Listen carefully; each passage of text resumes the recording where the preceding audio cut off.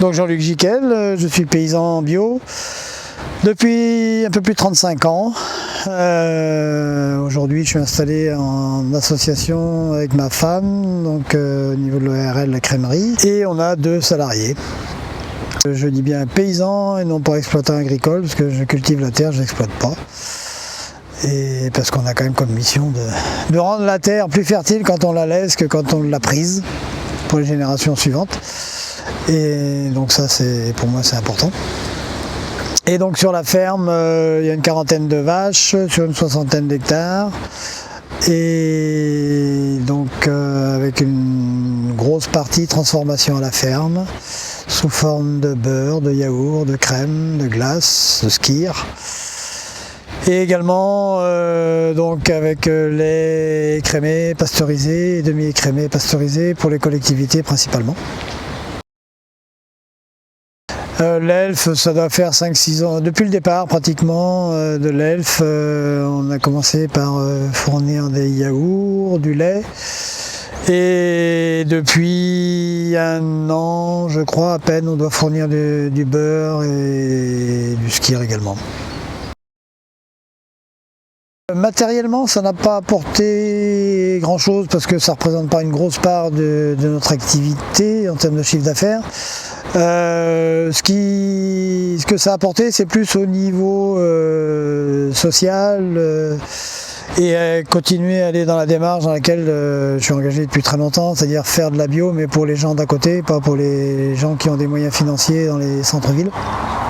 Parce que mon objectif, c'est quand même un accès à la bio pour tout le monde, quels que soient les moyens financiers. Et donc ça, c'est important. J'en pense que ce serait une excellente chose, à la fois pour les consommateurs et à la fois pour les producteurs en circuit court, etc. Parce que d'autant plus aujourd'hui, on s'aperçoit que notamment en bio, il y a une crise. Et de pouvoir, par ce biais-là, rapprocher producteurs et consommateurs, ce sera important. Et surtout, donc, apporter une alimentation de qualité à tout le monde.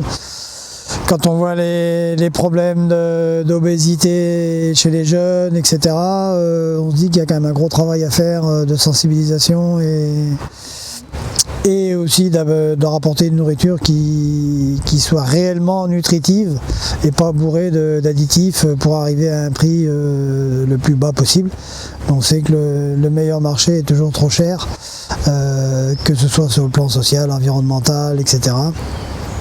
Où les dégâts collatéraux sont pris en charge par la société à travers nos impôts, alors que ça serait mieux de prendre le problème à la base et d'aider les gens à se nourrir correctement.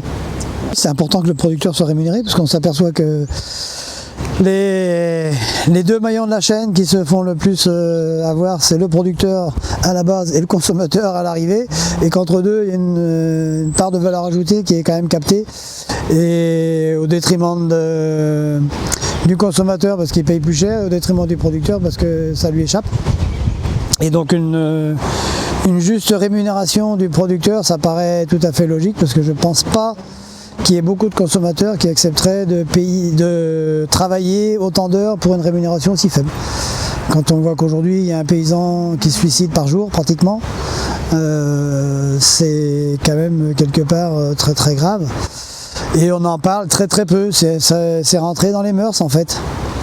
Sauf que non, c'est des drames familiaux qui sont quand même vraiment lourds et qu'on ne devrait pas voir, parce que c'est pas normal que les gens qui produisent la nourriture n'arrivent pas à vivre de leur métier et on arrive à des extrémités comme ça.